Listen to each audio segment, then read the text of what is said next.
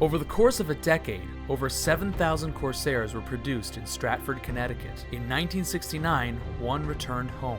For over 40 years, she sat outside and weathered the elements until a group of dedicated volunteers set out to restore her. With painstaking care and research, the team is hard at work restoring this piece of history. Now they need your help to ensure this legacy is honored and preserved.